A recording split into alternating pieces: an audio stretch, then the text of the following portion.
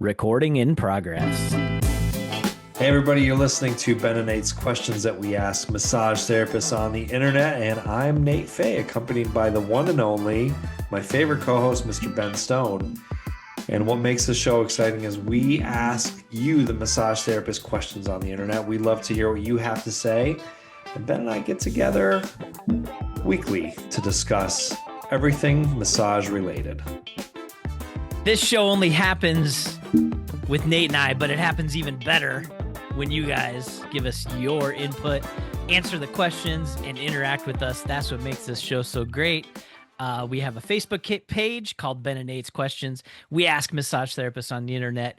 Come hang out and interact with us there because that's where all the fun is at. Sure the heck is, Ben. And listen, we had a couple week hiatus because I was traveling a little bit, but it's good to see your face again.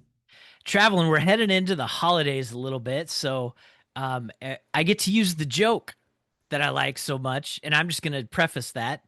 And I get to say, when everyone leaves my office, I get to say, "We'll see you next year." Well, that's been my favorite thing the last since I've been back the last week and a half. Absolutely. It never gets old. Every year, about It this doesn't time. get old. And what's actually getting old, Ben, is you and I, we're all getting old. So then it just has more like dad energy behind it, like old guy energy behind it when you're just like, hey, by the way, and you can even say it like, It, it it's like people expect it, so I have here I absolutely, am throwing it out there. absolutely. I mean, I don't wear New Balance yet. I don't know about you, but I mean, we're still keeping it real. Yeah, yeah. So what do we So got cooking this week? Episode 5252. episode 52, we had this big celebration for episode 50, where we made it to our goal of 50 episodes by the end of 2025, and we did that. So bringing us into episode 52, sliding in sideways, we got a question, and the question says, is deep tissue mostly a marketing gimmick to make clients think they're getting something special, and why? Yeah. The eternal question. Do you do deep tissue massage? Right? Yes, and Yeah. this has been a thing that I have struggled with since pert near day one is what I'm going to call it, because Hey, when you get out of massage school, you have to tell people what you do. Oh, I do sports massage. Oh, I do myofascial massage. Oh, I do deep tissue massage. So you come up with what I call the menu, right? When you go to right. a, a restaurant, you have a menu. Do I want the beef, the chicken, the pork? Well, so I'm thinking, well, I got to have a menu of what I offer because some people, and we'll probably get into this later, charge more for deep tissue, charge less for this, charge different things for different approaches, right or wrong, that doesn't matter, but you have this menu. And I always hated the idea of a menu personally. I'm like, I do massage work. So if you want massage work done, here's my menu. Right. Massage. That's it. That's what I do. And this is interesting, Ben, because this actually ties into our last episode a little bit about charging for add-ons and services, things like cupping, a hot stone massage, so on and so forth. And much like yourself, reminiscing to 20 years ago, and especially like as a male therapist, so this whole early stigma of being a male therapist, right? We're like, well, we have to do deep tissue. Like that's what we're known for as the males in this business, which is really goofy, right? That's how we sort of portrayed ourselves, and that's what we thought we had to do to make a living in this business. And we definitely thought that we had to hurt people in a sense. And maybe we didn't think we had to hurt people, but we were hoping they were grimacing on the table. And we're like, yes, and our clients didn't know any better. And then certainly I remember people saying, well, you should charge more for deep tissue because it's more wear and tear on your own body, which in hindsight, like, man, you're doing something real wrong if you're hurting yourself, doing body work. And we've talked about that stuff too. But So there's two different questions here because there's what does deep tissue mean to the massage therapist, and what does deep tissue mean to the actual client calling you? That's exactly what I wanted to bring up Oh, because if you were good. to ask, I like to I've brought this up in previous episodes. If you were to ask 10 massage therapists what deep tissue means, you're going to get 20 different answers. Totally. So then my thing is, if we don't even know how to define it, how does the general public know how to define it? So then if we're thinking about that, maybe we should define deep tissue massage.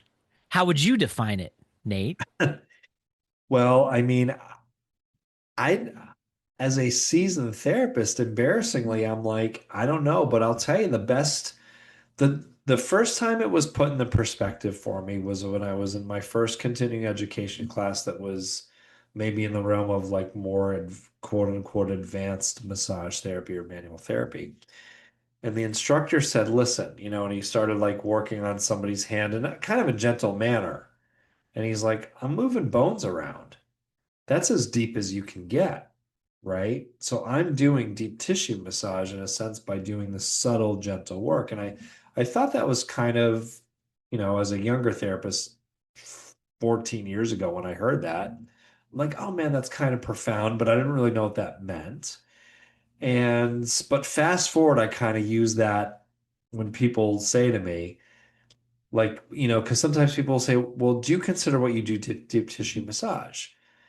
And sometimes people will say your work is interesting because it seems like I don't always necessarily perceive what you're doing, but then I feel like a whole lot better afterwards. So their perception is like that I should be like, they should be feeling it or it should feel rough. And I'll say to those people, I said, well, think about this. And I'll kind of do that analogy from 14 years ago. And I'll, maybe like put my hand on their pelvis and rock them around. I'm like, well, my hands are on your bone right now through multiple layers. And this is as deep as we're getting. And I think somebody put it best on our page, right? So deep tissue, what people I think really think they're looking for is maybe deep pressure. But that, of course, opens up a whole nother can of worms as well, because the old Ben Stone's 2 might be my 10 in terms of like depth of like discomfort or pain or sensation. And that's, I mean, a whole nother can of worms. But something tells me, Ben, that maybe did you ask AI what deep tissue was defined as, or did you not go down that rabbit hole? I did not ask AI. And one of the questions that I'm thinking of is what is even deep tissue? Um, so we're calling it deep tissue massage, but and you talked about moving bones, and that's deep. That's as deep as you can get. So that's the definition of deep versus superficial, right? So we can say, Sure. hey, I'm working superficial tissues, or I'm working deeper tissues. Does it have to hurt to get to those deeper tissues? No. Right. Um, but that's just a definition of where the tissues lie, superficial or deep. Yeah. So fascinatingly enough, Ben, live right now, I just asked Gemini their Yeah. definition. And I'm actually, as I'm glancing over it and listening to you, I'm actually really interested in their definition. Okay. I think it's actually kind of fascinating because it kind of falls in the line where I think probably where you and I lay. Now, before I actually read this, a quote that I often make, and I guess this has been credited back to, I think, Ida Rolf. The slower you go in your techniques, the deeper it's perceived to somebody, right? So if we slow our work way down, that can be perceived as, affecting deep. The client says, oh, I really can feel what you're doing. Yeah. So, Speed is the enemy of depth.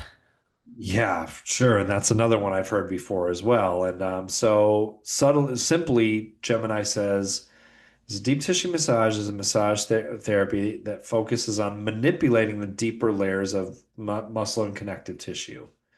Unlike lighter, more superficial massages, Deep tissue massage involves firm pressure and slow strokes.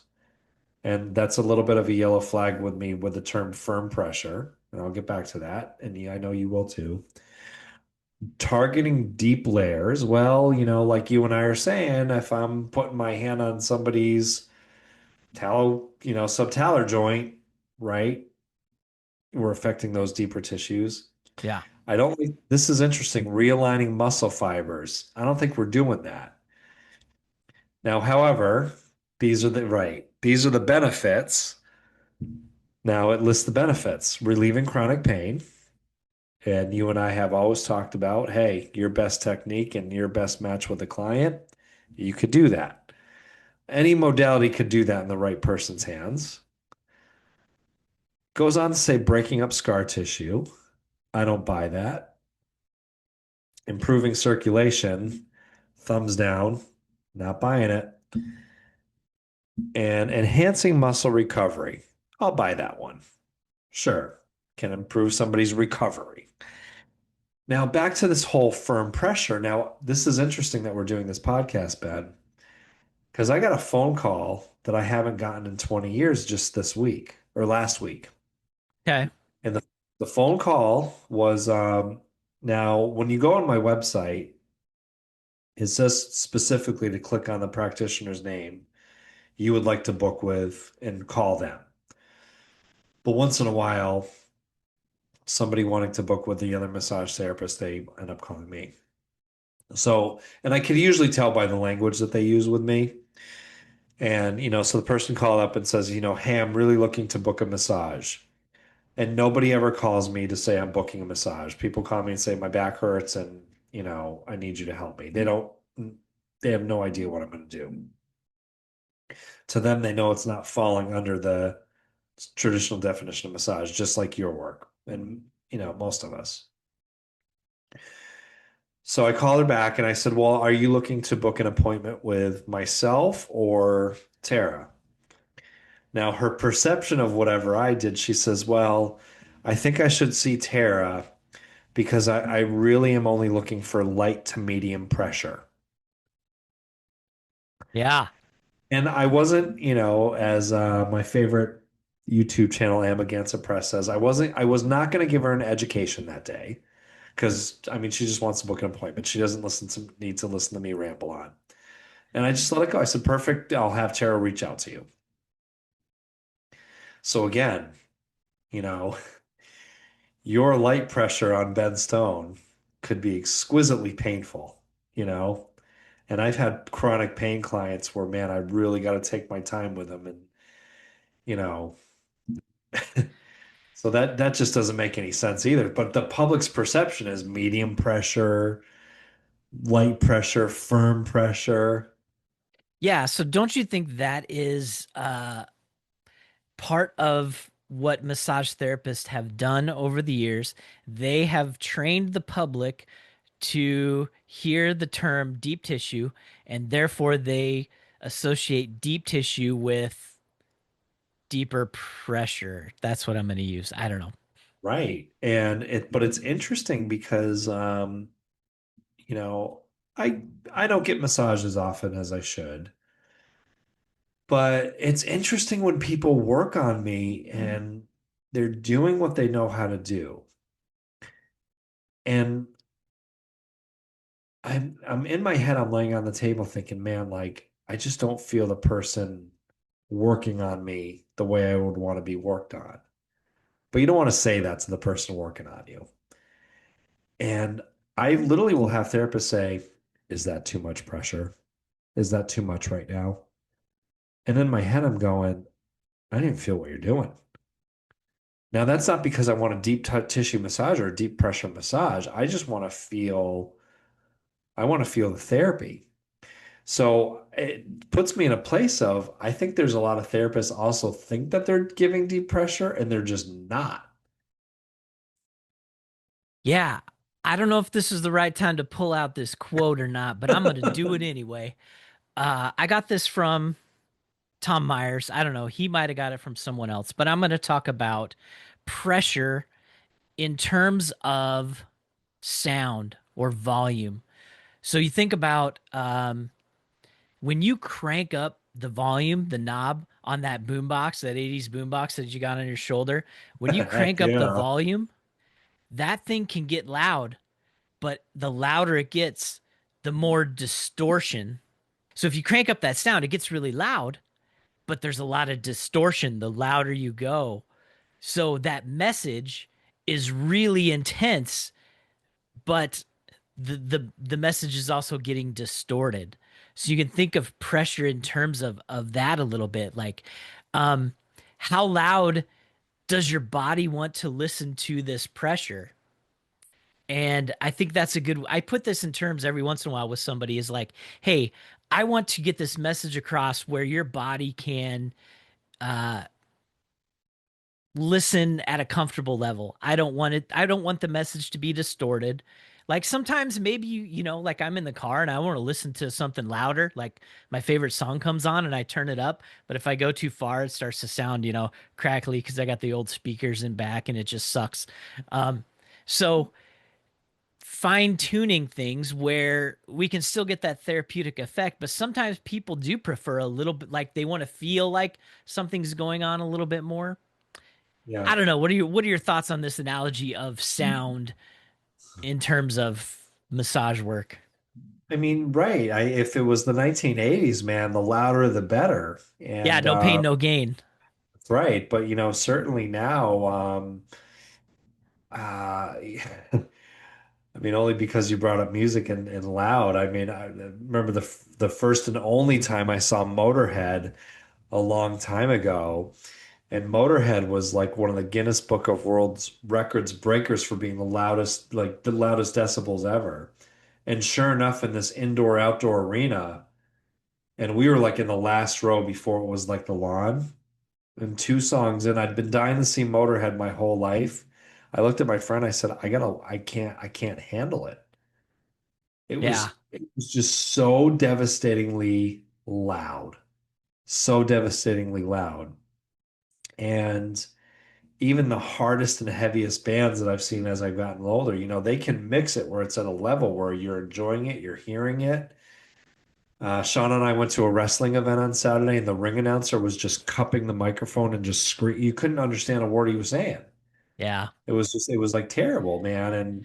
But anyway, so yeah, yeah, I like that. I like that analogy. And, people that maybe are gravitating towards therapists that have been doing this for a long time and maybe have a good word of mouth, that question starts to go away for us. I mean, I had that woman call. That was the first time anybody said that to me in a long time.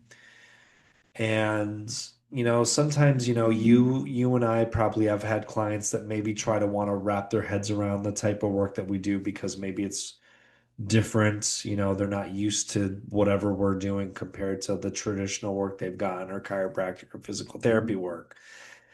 And, people might say, well, do you consider this like deep massage? And again, I'll go back to that analogy of sure. And I certainly love when people say like it's interesting how you work with me because like I don't think I feel it, but then I feel it and then I feel so much better the next day or in 2 days or whatever. Um, but yeah, that question goes away. Well, and it goes away like for us, but I mean, call your local spa tomorrow and that's going to be still it's that hasn't gone away at all. And I talked about like upselling has really gone away and things like that, but the world of deep tissue massage has not gone away at all. right. I was thinking about this earlier. I went to massage school and I took a class called Deep Tissue Massage, Advanced Deep Tissue Massage, and it was a how do I want to call it? It was a routine. It was step one, do this. Step two, do this. Didn't matter what the person came in for. It was a series of steps on a piece of paper that I had to memorize. And then I was tested that I knew to do those steps. Like part of it was I had to put a heat pack on their back. I had to drop my elbow into them and, all these things.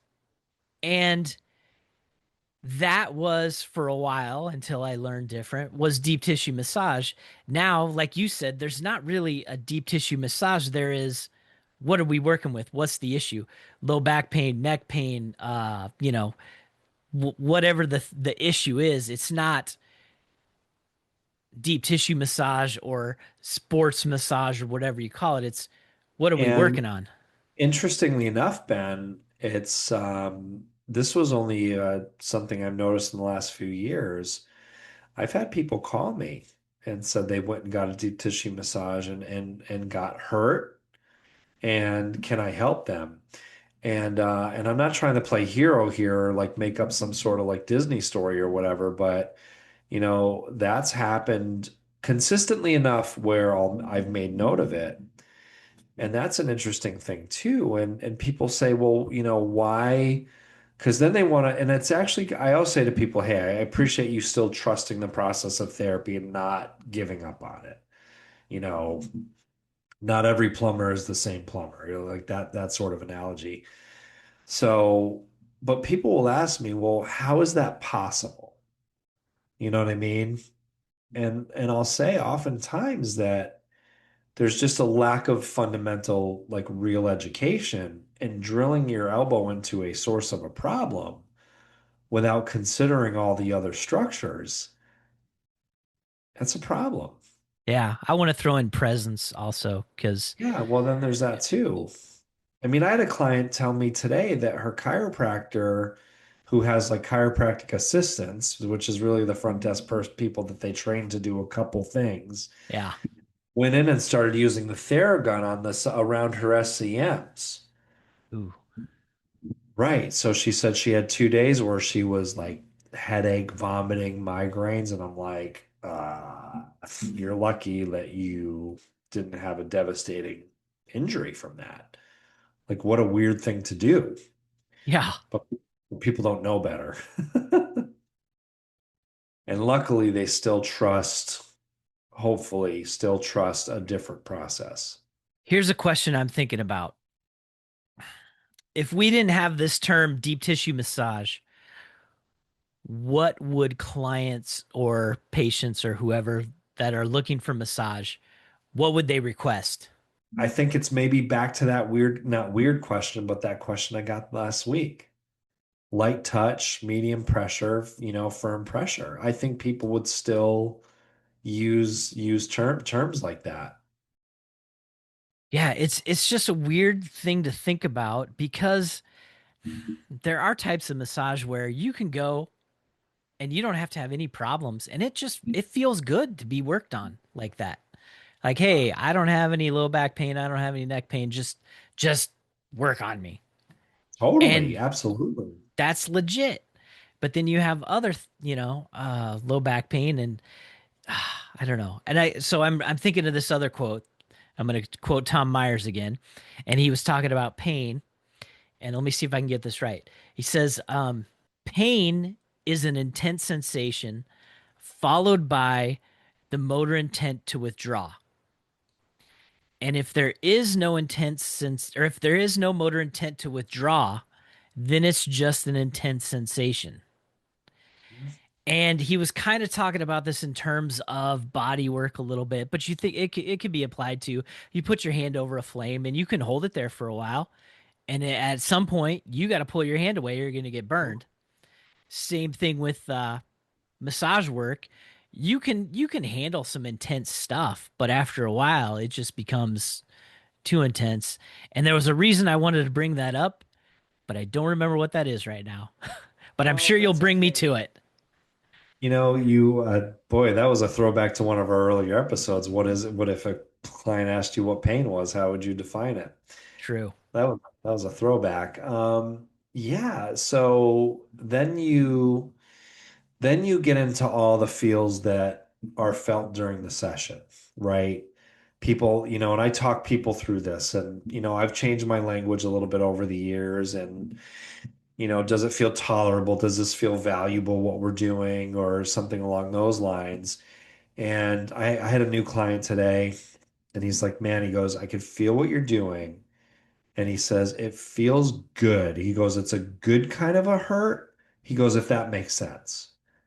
And I was like, okay, perfect. Like we're in a good zone here. That was his way of telling me we're on to something good. It's tolerable. He feels what I'm doing. It feels therapeutic for him versus my legs are going numb. The lights are going dim. That sort of a sensation. Or you're just jamming your elbow into something and it's an intense sensation, as you eloquently put it, for no Yeah. good reason. With the motor intent to withdraw. So the Yeah. guarding that happens when people are, oh, I can take more. You can't hurt me. Oh yeah, man, I had somebody walk in the other day and I just want to face palm myself. My acupuncturist told me to tell you that you need to work on my IT bands today. And I said, okay, and I take a deep breath and I count 10. And I said, okay, well, here's the thing. I'm like, I hear you. Like, let's think around, let's work around it. I know you like to be involved. And by the way, next time you see your acupuncturist, maybe just tell her that, you know, the IT bands are what they are. But I don't say that to get off track, but I say that to remember you did IT band back in the day, right? Who I didn't? did. Who didn't? And who just Yeah. loved to see the client rise off the table into the ceiling when you got that deep forearm into those just so sensitive, insensitive, innervated structures, and people just flew off your table, and you were like, hell yeah. Yeah. You're gonna feel so good after this. It feels so, you felt like you were doing something. We didn't give a shit. That's right. I wanted to cry, man. I swear to God, a kitten died the other day when he said that to me. But anyway, I digress. But again, it's people's sensations, people's perception of what should be done and what they should feel. And you probably have had, Ben, you've probably have had people that you're just not changing their mind. No, if you don't, The if client, you're not right? yeah, if you're not pushing as hard as you can, they're not coming back. Yeah. And I'm not falling for that anymore. I Yeah, used to do that, but you not know, anymore. I used to do that too, Ben, and I'm gonna, when we get towards the end of our podcast, I just want to tell a quick story here. But yeah, so this particular guy that comes in and tells me what his acupuncturist thinks I should work on, and the thing that's bothersome for me is 6 months ago he had a complete disc sequestration, and which caused a drop foot from a yard work incident. And he's a young, strong guy, so he'll recover. But this is like a year recovery post surgery. That's like with therapy. Yeah. You know, I've talked to him that, his lumbar, spinal cord, nerves, everything's coming back. So, he's getting motor control, he's getting his walking back. We've done like walking exercises and I do, stuff. But in his mind, I need to just jam the point of my elbow through his ass or into his IT bands because that's where he's feeling pain. And I've tried so many times to like educate him on like what happened to him, but he's got this acupuncture whispering in his ear. And now you get too many cooks in the kitchen. So I've just I haven't given up on him, but I've given up on trying to have a narrative with him. But did you see this story, Ben? Speaking of deep work, is acupuncture needling supposed to be deep? I think there are deep acupuncture treatments, but How I about think how you have about to be dry pretty skilled. and how about dry needling, which is, Gosh, I've had that done and it felt pretty deep at the time. okay. See, I've never had it done, so that's why, I'm asking you. So did you hear this story the other day about, I think it was a Pittsburgh, yeah, that Yes. floated on the internet? And I thought, so I don't know much about dry needling. I've had acupuncture one time in my life, excuse me, which felt very superficial to me. It didn't feel deep to me. Well, like what I perceived as deep. But I've never had dry needling done, and I thought, man, like where are they sticking those needles to cause? So if you're listening, a Pittsburgh pro athlete had a collapsed lung as a result of a dry needling, a pneumothorax, and yeah, and it was put back on the believe it was a physical therapist that did it. But I was like, dang, I didn't know those needles that like. I mean, I know that the wrong placement and sure along the ribs or whatever. Yeah, traps, Excuse especially me. with an athlete who has some probably pretty big musculature, uh, and you want to get through that muscle. I think it would be hard to estimate how far you're going through, And unless, again, it's not my scope. It's not something I think about, but man, like, holy crap. yeah, that's no joke. Yeah, and again, that's a rare story. So we Right. can't, I'm not going to sit back and say, whoa, needling or anything like that. But I just thought in lieu of this episode, I thought, well, how deep do those go? And I think you already kind of answered my question. And the skill in the hands of a skilled practitioner or an unskilled practitioner, who Yeah, knows? there's no limit to how deep they get. It could come out the other side, I think. I mean, I had an NHL player I was working with all summer that had a hyperextended knee at the hands of an athletic trainer that thought a high velocity manipulation on his knee would be the right thing. And I'm like, for a young 32-year-old male hockey player where you're already mid-career age-wise and at the top of your game, that could be a life-altering injury. Yeah. And he really, really was struggling with that. But anyway, Well, let me ask you this. Is deep tissue gimmicky? Because that's where we started. Is it gimmicky? Because do we need to start a campaign to get massage therapists and spas and salons to take the term deep tissue off of their menu board? Or is it cool? Is it a way to communicate deeper pressure? What say you? it's gimmicky because it's going to lure a certain type of client into that to the spa or to the practice. And one of three things is going to happen. That the person's either going to just be sore for several days and have no positive effects afterwards. The therapist that thinks they're doing deep pressure is doing superficial pressure in terms of the client's mindset, or they either have a successful treatment because maybe it's somebody that's just educated and knows where to do that deep pressure, or maybe they hurt the client and what you and I will just never know. And I think we would have to dedicate 40 hours a week for this campaign. So And I then don't think, maybe we switch over and focus the campaign on massage therapists education. Would that be helpful? I mean, this is what everyone's been screaming and yelling at for several years. And I know Whitney Lowe was on the forefront of that for a while. I don't know if he still is, but and then you have countries like Canada that did the opposite, dropped their continuing education. Yeah. So I don't know if we're going two steps forward, one step back, but the good news is though, I do think that the therapists that are, our generation therapists that have been around for, 15, 20 years, are helping to change the narrative. I think new therapists are doing what they have to do out of school to try to get their, you know, make money and do their thing. And will we ever see it go away? I don't think we'll see it go away. I I think think we'll you're see right. less of it. No, I do think we'll see less of it. Yeah. I, I do think the narrative's going to change a little bit over time, and you know, yeah. All right, so hit me with your takeaway. What impressed you the most with what we talked about today? Oh, Ben, I don't even know where we're going to go with this tonight. And sometimes you just impress me and impress each other by how we can just riff about this stuff unscripted. But I don't know. I think I just like talking about it tonight.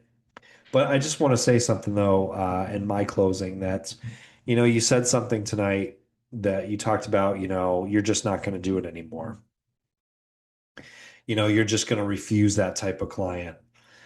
In so many words, you said something like that. Hmm. Don't let me put words in your mouth if I'm misquoting you. You're And doing good. yeah, you're good. And at the end of the day, anyone listening, don't be afraid to say no to people. And coming fresh off of a devastating incident this week and losing a dear friend and longtime client. And she came in last week with just something abnormal. And I told her I don't want to work with you today. Something's not right. And it's okay to say no. And the problem, Ben, the thing that I thought about today, Ben, is that the problem with our business, and it's not a bad problem or a good problem, it's just a problem. The problem is that we develop these relationships with all of our clients that stick around with us for a long time, right? So we have this wicked dual relationship, whether we like it or not, we just do. And that client you've been seeing forever, who comes into you and says, "Man, I threw my back out. I just really need you to work on me." And you have two choices. You have a choice to say yes or no. And the logical answer is probably to say no, because if they're in like acute spasm, you don't want to further that. But now you have the person being like, "Come on, Ben, I've been seeing you for so long. Like, you always help me. Why are you telling me no?" And now this whole other element comes into play. And I refused to work on this person last week because I knew something was wrong. And now she's crying and telling me, "Well, why not? Why wouldn't you work on me? You always help me out." But man, stick to your guns. That's going to be my motto for a little while now. Yeah, Stick to that's it's a tough thing to do. And I've probably worked on people when I shouldn't have, but I learned the hard way. And Yeah, yeah, just it's say hard. no. It's hard. Yep, Yeah. there is. Don't let the client put their narrative and what they think is the right thing to do on you. Yeah. Well, on that note, tell people how they can support the show, Nate, if they like what they're doing. Cue fun carnival music in this very moment. There we go. Well, here's what you're going to do. You're going to go to Ben and Nate's questions that we ask massage therapists on the internet, and you're going to answer those questions that we post. And Ben, you've just been pumping them out like a champ. So answer those questions, because that's what makes the show. And then listen to us. Apple, Spotify, all your favorite podcasting platforms. And I will tell you, even if you see a question that's been up for a month or two, or it's a question we've already talked about in an episode, leave us a comment on that. There's no expiration date on these questions. We want to hear what you have to say, no matter when, where, why, how, anything. Let us know. We love the interaction, so that's what makes this show works. We might make a part 2 to that episode. You never know. So thank you for listening to Ben and Nate's Questions We Ask Massage Therapists on the internet. Take care now. Bye-bye.